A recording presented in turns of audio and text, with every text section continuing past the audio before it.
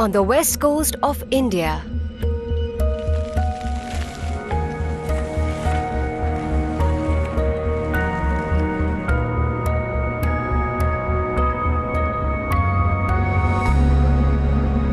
Nearly 100 kilometers from Mumbai, the town of Dolvi, where dreams are forged in the form of steel. A unique method, a mega-scale attempt, and risks that run large.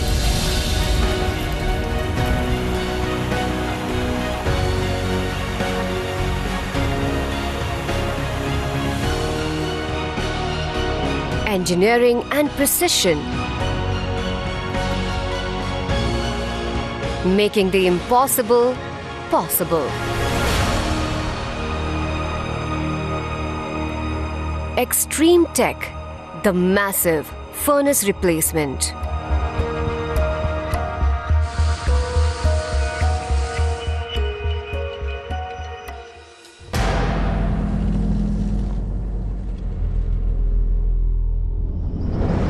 India, a burgeoning economy.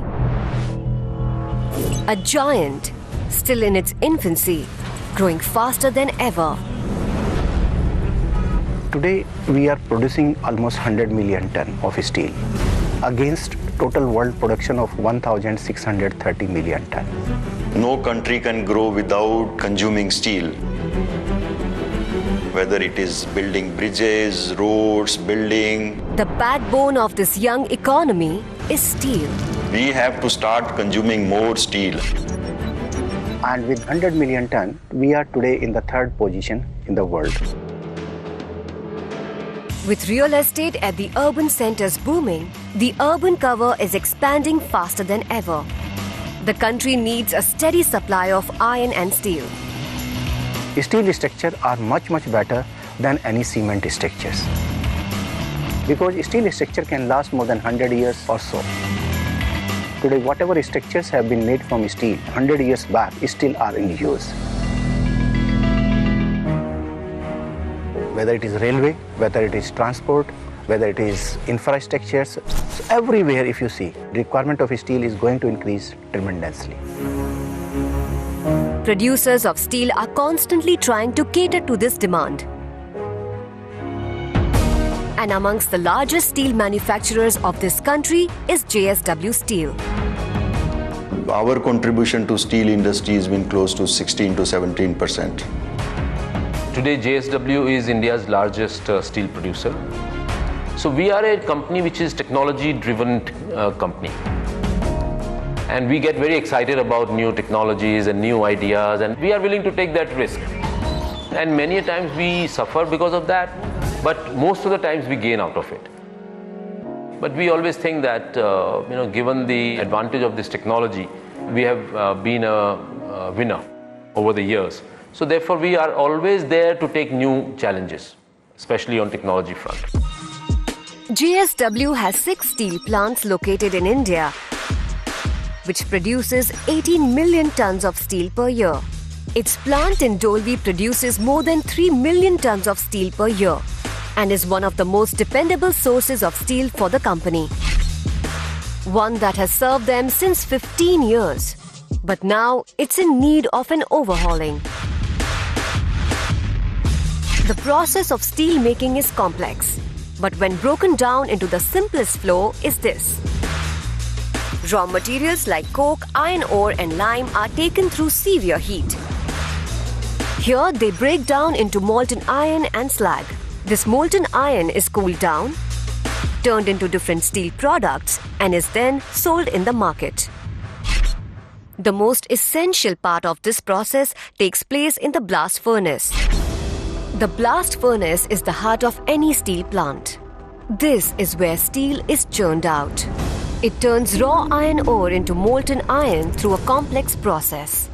Once the blast furnace starts, it will run for the next 10 to 15 years continuously, stopping periodically only for maintenance. And after 15 years, this particular plant was in desperate need of a heart transplant. In India, people they built a independent furnace and then they discard the old furnace and cut the furnace and then they take the new furnace in operation. First blast furnace, this was commissioned in the year around 2000. It was already operating for 13-14 years time. It was due for relining. For relining, minimum shutdown required is 90 days. A steel plant has three basic units: a stock house, a blast furnace, and a cast house. The raw materials make their way from the stock house into the blast furnace and come out of the cast house to be taken into the steel melting shop to be rolled out into sheets of steel. Sometimes plants have multiple numbers of these units. In case one of them shuts down, then the process can just be diverted to the remaining units. But Dolvi was a single-line system, which meant shutting the blast furnace would result in an immediate halt to production. As far as the Western market is concerned, there is a considerable amount of demand from Bombay and around Bombay. Capacities of steel plants are still such that a shortage in the market of one producer would actually lead to a gap in the market, and it is not possible to import overnight. So therefore it would leave a space in the marketplace which would be harmful for economy. We wanted to keep the shutdown to the bare minimum possible. So when we have to take the shutdown for 90 days, was there any possibility that we can revamp this furnace and increase the capacity from 2 million ton, the old furnace, to 3.5 million ton new furnace? So there were several options which have been discussed. How to get this 1.5 million ton capacity from the new blast furnace? And this 1.5 million ton boost with minimum stoppage in production requires nothing short of an engineering marvel. To figure out a way for the blast furnace replacement, the team decided to bring in some outside help. Help that came in the form of Nippon Steel and Sumiken Engineering Group, a steel technology consultant based in Japan who stepped in at JSW's behest, turning the project into an international partnership. Nippon had done similar erection job, and when we talked with their erection engineers, I was really convinced that yes, they can do this job.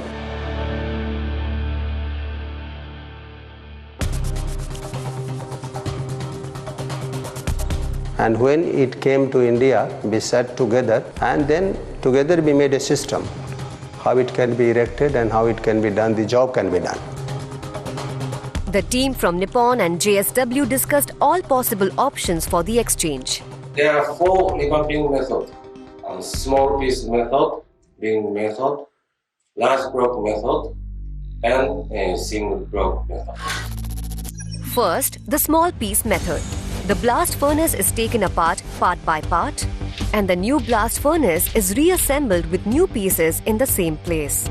The shutdown period for this is around 150 days, which means loss of around 0.9 million tons of steel and around $90 million to the Indian steel market. The ring method. Here the old blast furnace is dismantled into horizontally divided rings. The new blast furnace is then erected with the newer rings and put in the place of the old one.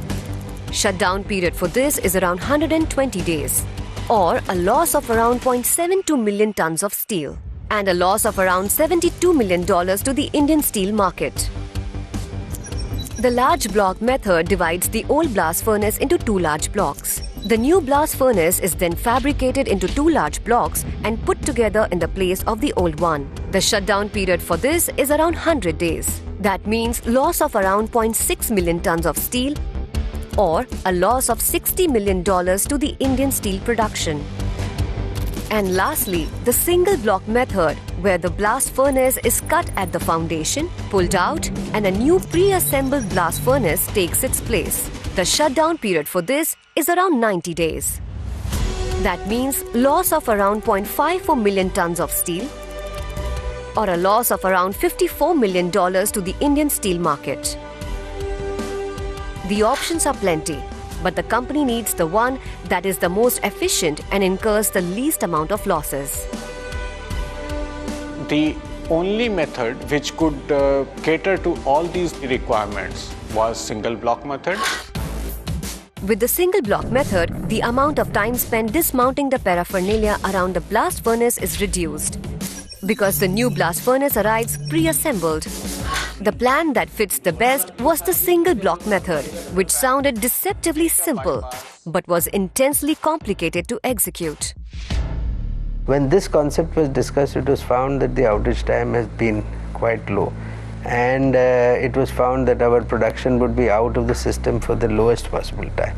So as a result of which, it was said that this is the process that we should adopt. This is a completely unconventional method. First time it was going to be done in the world actually. But we took actually not a risk, but we took actually a detailed calculation. But a lot of meticulous planning have gone into it. People sat together, they did micro planning, macro planning, and whatever risk, how we can mitigate those risks was also planned and put it on a piece of paper. It's been in our DNA to take routes which have not been maybe tested before. There is always risk attached when you're doing something new. And that's where JSW is very good at. We like to do things which is first time in the world, so this was one of those, and we said, okay, let's go for it. JSW, India's largest steel producing company, decides to go for a heart transplant. But with untested equipment, new surgeons, and a method to carry out on a massive scale. It's a decision to replace the 9,000-ton giant with another 8,800-ton structure by a method that is unique and at a grand scale. But first, to reach the top, the team will be hitting the bottom. Too much to do and too little time. The team has a gargantuan task ahead of them, and they go at it with blazing guns. But while clearing out a path to success, how many more obstacles will come their way? Because there seem to be one too many.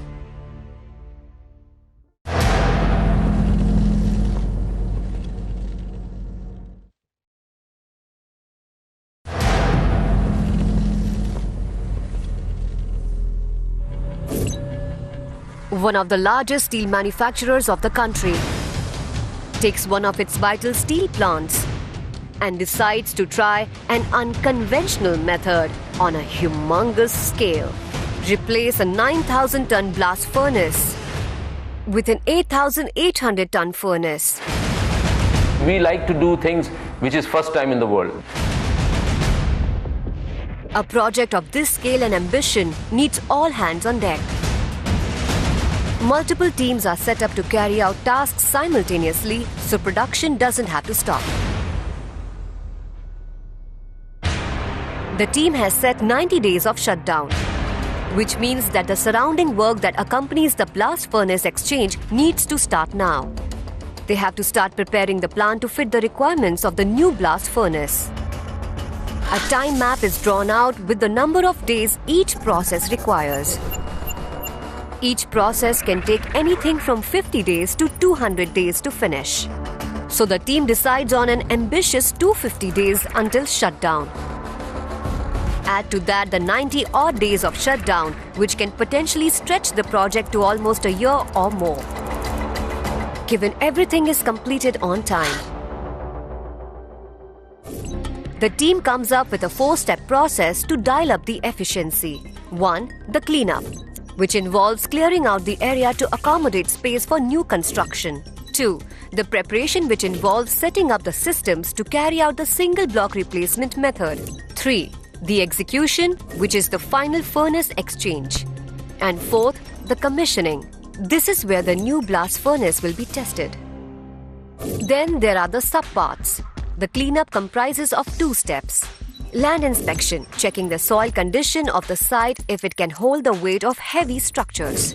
Space accommodation, creating space for the construction of the new blast furnace on site. To carry a mammoth on your back, you've got to have a backbone made of steel. The Dolvi plant is going to build a mega structure on its surface. But will its surface be able to take this weight? Since it is just next to the sea, the soil conditions are very soft. So if we place any load on this soil, it will sink. Soil strength of any land is measured by a parameter called the soil bearing capacity, or SBC. If the SBC of the soil is less, then any heavy load placed on the soil will sink. For construction of colossal levels to take place on this soil, the land has to be treated first. We bore a drill right up to the rock. After that, TMT steel bars are inserted and concrete is poured from the hard rock right up to the top of the surface. This process is called piling, a method used to strengthen the ground on which construction needs to take place. But the team will have to hold the drilling a little bit longer because the area where the new blast furnace needs to be put together is a little crowded. Which brings us to the next stage, space accommodation. The area is very congested, so we had to create a space for the new furnace to be built. This we could accomplish by diverting railway track. A rail route is passing through the area, which will soon be taken up to construct the new blast furnace. This rail route carries locomotives that transport molten hot iron from the blast furnace to the steel melting shop. But now this train needs to be taken off tracks. The train tracks are to be rerouted. But one last obstacle still stands in the way: the slag unit. As far as the production of iron is concerned, it is always accompanied by a byproduct which is called a slag. Inside the blast furnace, when molten steel is churned, it leaves behind a stony waste material called slag. But the slag can't entirely be called waste. If repurposed correctly, it can be used to make cement, for which the blast furnace sends the slag to a slag unit. But this slag unit is now standing in the space where the new blast furnace will be assembled. But just removing it isn't the solution. When you are doubling the capacity of the blast furnace almost, then obviously the slag associated with it also becomes much more. The team needs to double the capacity of the new slag unit.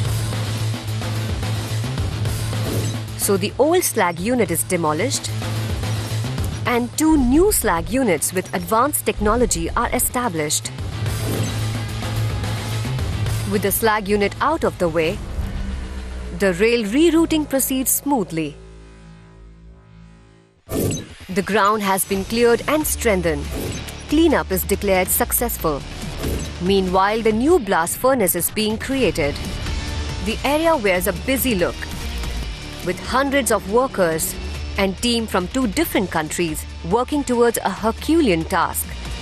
The engineers realize that the new blast furnace is turning out to be much more high maintenance than they expected.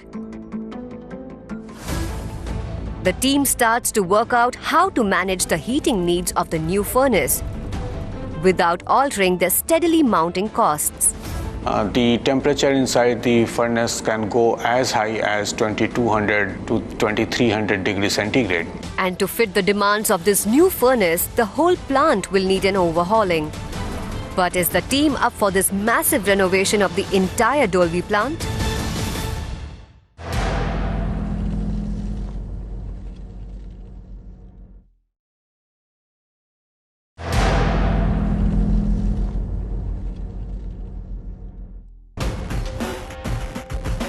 The team decides to try a unique method for its furnace exchange.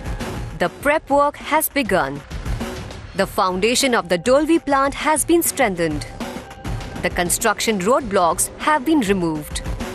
But the team realizes that their new furnace might turn out to be a white elephant. Apart from the size of the blast furnace, we have so many things which are very much advanced what we did in the new blast furnace. The new furnace comes with its own set of improvements. A better cooling system, a better energy efficiency system, and a better dust extraction system. But with the increase in performance and increase in size is a logical outcome, which leads to its own complications. The temperature inside the furnace can go as high as 2200 to 2300 degrees centigrade. To maintain this scorching temperature, the furnace uses stoves. The old blast furnace had 4 such heating stoves. But to keep the newer, bigger blast furnace running at 2200 degrees, it needs something extra. So the solution was to put a 5th stove and connect it with the existing system. Part by part, the 5th stove is directly erected at its allocated area. With 42 meters height and 6,500 square meters total heating area, the 5th stove is now standing in its position. Not only does it give the new furnace more heating power, it is also more energy efficient. The new furnace keeps shaping up to be bigger and snazzier, putting in more pressure on its connecting units. The auxiliary units of the plant need to be upgraded to suit the demands of the new blast furnace. Its stock house and cast house will have to be expanded. The process that precedes the raw materials going into the blast furnace is collecting the raw material. The raw material for steel is housed and prepared in a unit called the stock house. It's like a kitchen where a balanced diet is prepared and sent to the furnace. This diet involves proper proportions of coke, iron ore and lime, the basic raw materials for steel making. These materials are sent to the furnace using conveyor belts that connects the stock house to the blast furnace.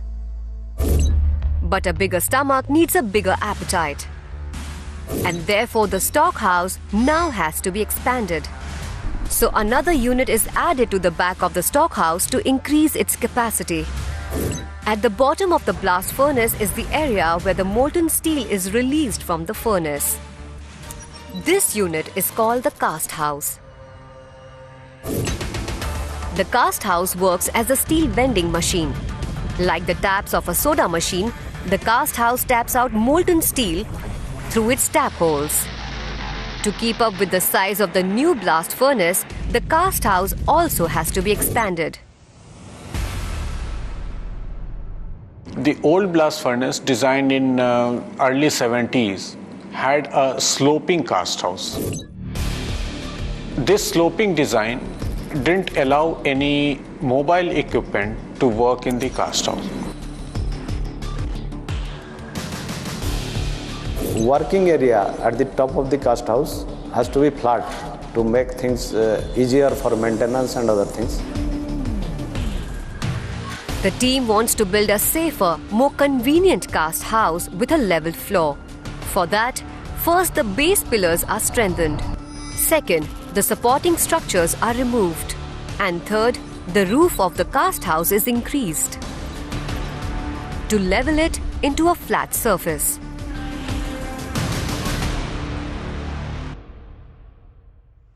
This was accomplished with a unique engineering design where we didn't dismantle the cast house, but we surrounded the columns with support structures, and then we cut them, and with the help of hydraulic jacks, these columns were lifted millimeter by millimeter till we achieved the target. The team succeeds. The battle is won, but the war is still looming ahead. Because as time passes, we are now moving towards the blast furnace shutdown, after which the old furnace will take its final breath. Now the team has 200 days till shutdown. The kind of EBITDA margins which you would see in terms of dollars per ton would be, let's say, varying between $100 to $135 a ton. At that time, we must have been producing about 5,000-6,000 tons a day. So you would lose almost, if you multiply that by $100, then you would lose that much per day. There's not a moment to lose. It's time to set up the building blocks for the main event, the furnace exchange. The team moves to the next level, preparation. And now the action trifurcates. Preparation stage is a 3-step process which has to run simultaneously. First, the base cutting of the furnace, where the old blast furnace is detached from its foundation. Second, a skid platform is to be constructed for the furnaces to slide. And third, the new blast furnace construction.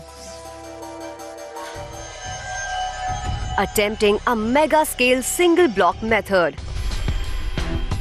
Sounds ambitious. Having more than 1,000 people working around a molten steel churning vessel sounds risky.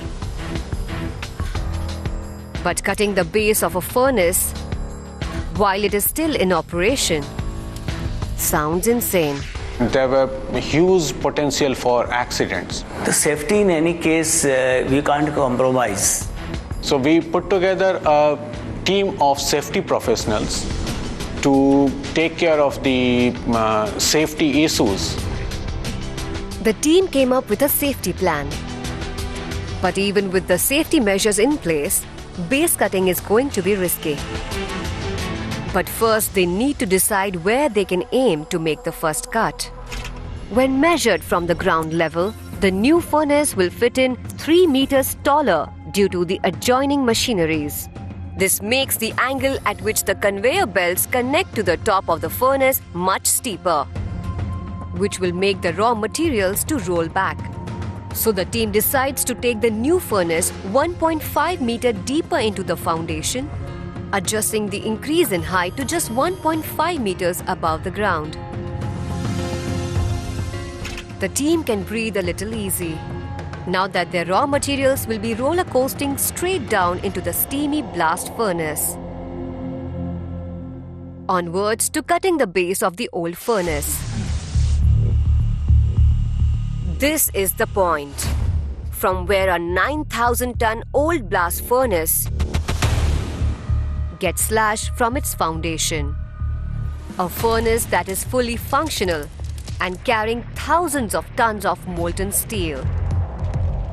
The method involved drilling a hole across the foundation from one end to the other end. We drilled such 2 holes. This method also uses diamond-embedded wires for cutting. The method involves drilling cylindrical holes across the base end to end. The team has to be very steady with the drilling machine. We are cutting across a foundation where the accuracy of deviation had to be limited to only 3 millimeters. If they deviate any more than 3 millimeters of the calculated mark, there is a possibility that the whole structure will get stuck. The pieces between the holes are removed, and specially designed steel plates are inserted and carefully welded. This is repeated until the entire 9,000-ton furnace is standing on giant plates of steel embeds.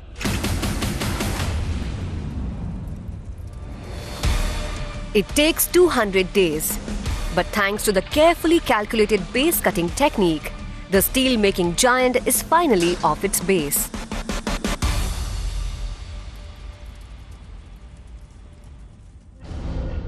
It brings a long reign of 15 years to an end, as the aging monarch leaves its throne to be taken over by a younger, stronger successor. The team bids farewell to its old furnace that has steadily served the Dolvi plant for over a decade and a half.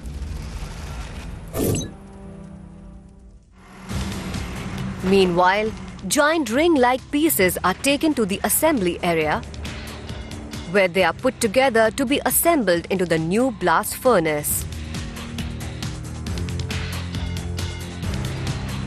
To carry a structure of this tonnage is not something that is possible for a normal truck. Special multi-axle wheel trucks were brought into the scenario and assembled on the ground. These multi-axle wheel trucks are 119 meter long and can take up to 1200 tons of load and are extremely suitable for an extreme engineering project like this. To move such gigantic structures requires utmost care and patience. Even the slightest mistake can prove fatal. The old furnace is off. The new one is ready and raring to go, waiting to take its rightful place in the Dolvi plant. People didn't sleep all night. We all had some apprehension that it may not come out from the original position. It's now time for the massive furnace exchange. Will these 9,000-ton heavy Goliaths move?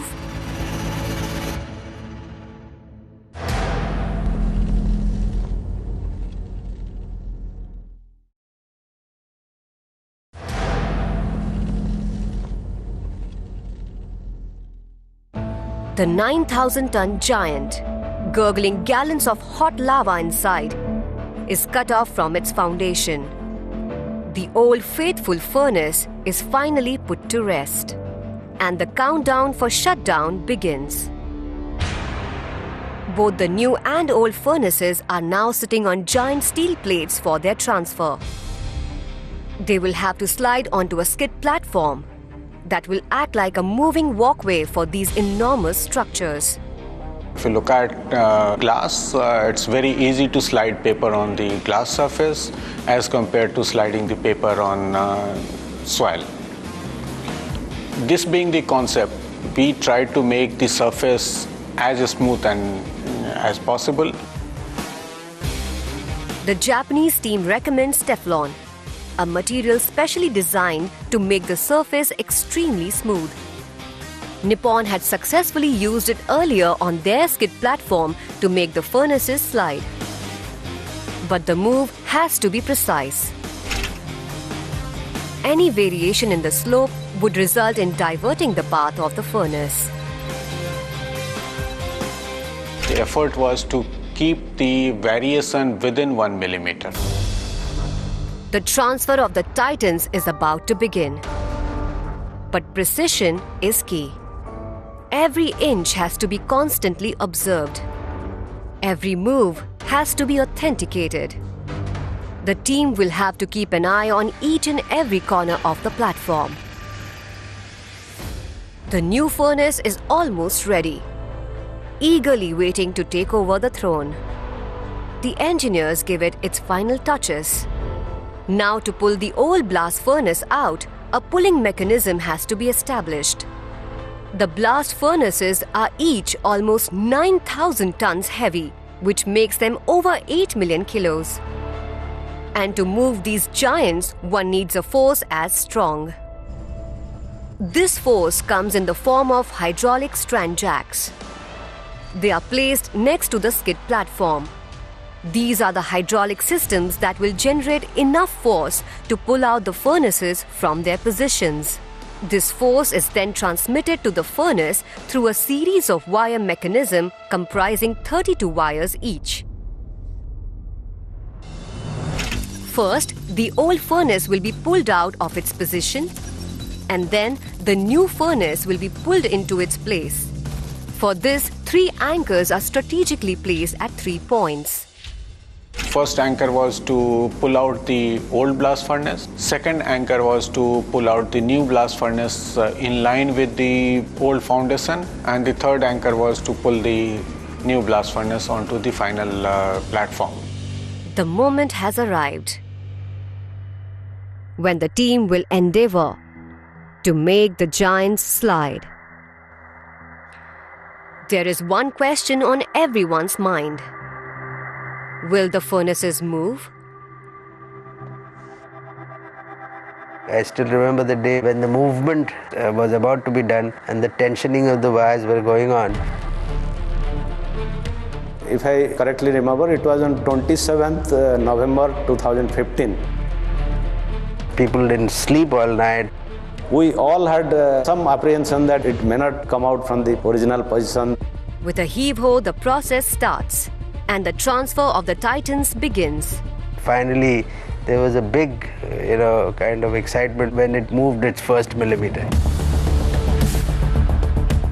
That was the most exciting moment for me and everybody in general. The team is ecstatic.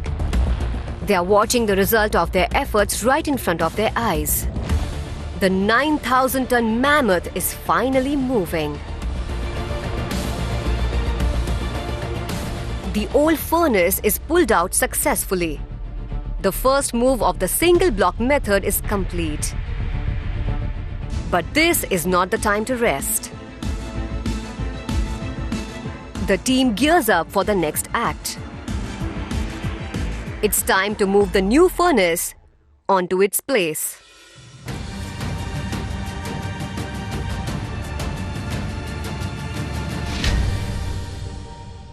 The anchor breaks. When we started pulling the new blast furnace, the anchor came off from its support structure. A huge hurdle. Just when they were so close to the finish line. But will this break the team's spirit? Will the team be able to come up with an engineering miracle at the last moment? The team racks their brains to come up with a quick solution for the anchor failure. Will the new furnace be pulled into its position in time? Because the clock is ticking.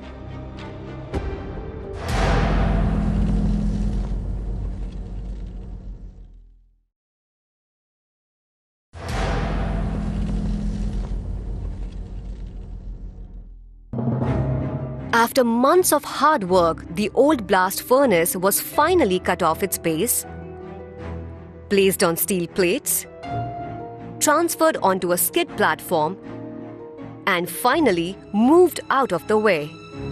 But the new furnace decides to throw a tantrum, breaking everyone's confidence and its own anchor.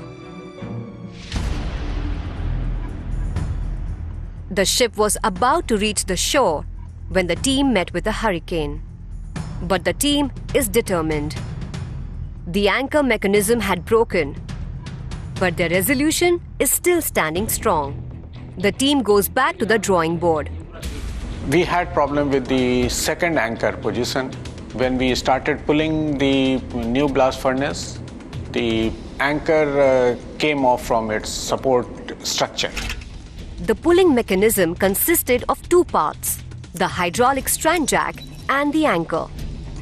The anchor was a mechanism that gave stability and support through its plates that were inserted into the foundation.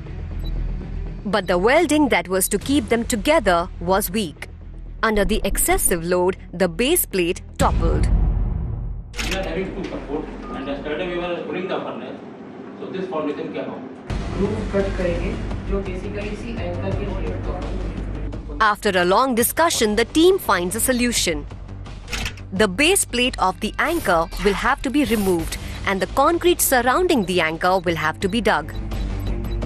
A thicker base plate is cut and placed to strengthen the base.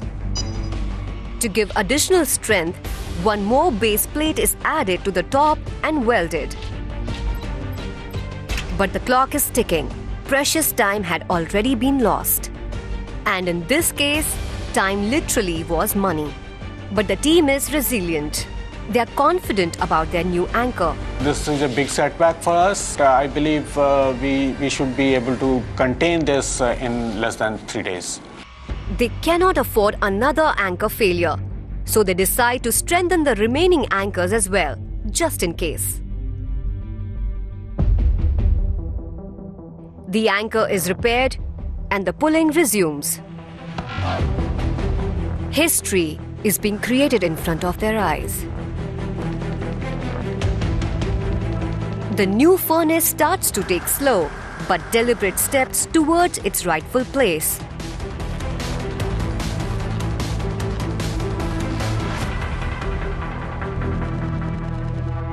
And then finally, it is sitting on its throne. The biggest challenge of the project, the massive furnace replacement, has finally been accomplished. This is a very, very unique and innovative approach of construction and revamping of the old plants. With the new furnace in position, a huge part of the battle is done. But the climax still remained, the commissioning. Now in its correct position, the new furnace has to be tested for proper functioning. Blast furnace being a very complex system, we run different tests for more than 72 hours to make sure that everything is working perfectly. This is where the team is going to get an answer. Was months of hard work going to pay off? The team stands back with their breaths held. You know, there is a tradition in the blast furnace that you light up the blast furnace through the tour, like a mashal. Over the next 72 hours of intense testing, it is confirmed that the new blast furnace is finally working. When finally it happened, then there was a great sense of relief that whatever we set out to, we have achieved that. It was a really big achievement, you can say. With its strong grit and an objective to win, the team has succeeded. The hard work has finally paid off. So there was all the people who had built it, all the Japanese and the Indian experts, and it was quite an exciting moment. And we have done a number of blast furnace startups, but this was very special. It has been a very learning and humbling experience for me. It's not about profits or it's not about capacity. It's the challenges which keeps us going. There were a lot of hiccups. Things would fail. When finally it happened, then it's like a dream come true. It's like a magic that happened.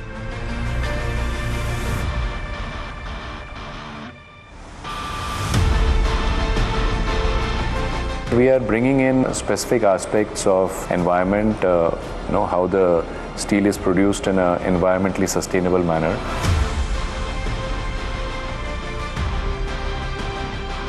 India is a very large country with a large number of people residing in this country. We have just started scratching the surface. I will spend all my life building steel plants, still will not be able to complete the unsatiated demand for India. The new blast furnace at the JSW plant stands as an example of a futuristic vision. A novel method made successful by sheer hard work and a strong belief. And the courage of a team with the zeal to do the impossible. With the new blast furnace in place, JSW Dolvi Works now has the capacity to produce 3.5 million tons of liquid iron per year. Steel which will go into factories, industries, buildings, development, to become a small cog in the vision that India has for itself and its future.